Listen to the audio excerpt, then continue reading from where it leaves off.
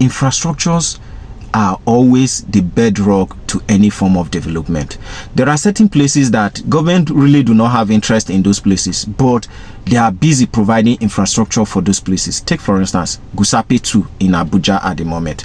If you go to that Gusape 2 is a bush, but you know what?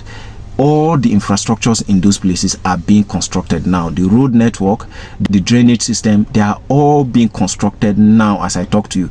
So those places, you might be seeing bushes, but you know what? All the real estate firms that have bought those places, they're just waiting for a time when government will give access into those places. And before you know, the prices will go up. Interestingly, the prices of plots in all the bush that you see in Gusape 2 are way up. You will hardly get a plot of land for 5 million naira. But if you go there is a bush, you know why the prices of property in those places is high now?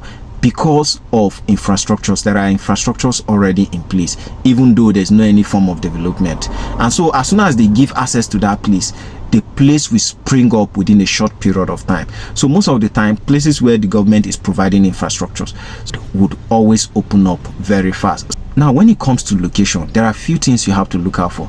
Most importantly, for a developing nation like Nigeria, you've got to look out for places where government seem to have interest.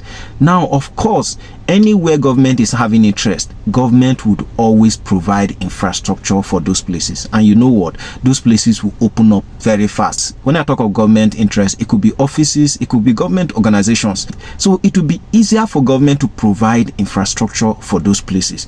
Of course, you know, infrastructures would always open up any place at all in real estate. Then the proximity to the city center.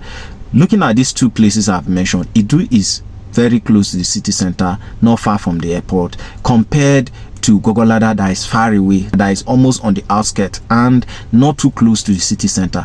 Places that have very close proximity to the city center will always be in a high demand. Therefore, their prices will always be up.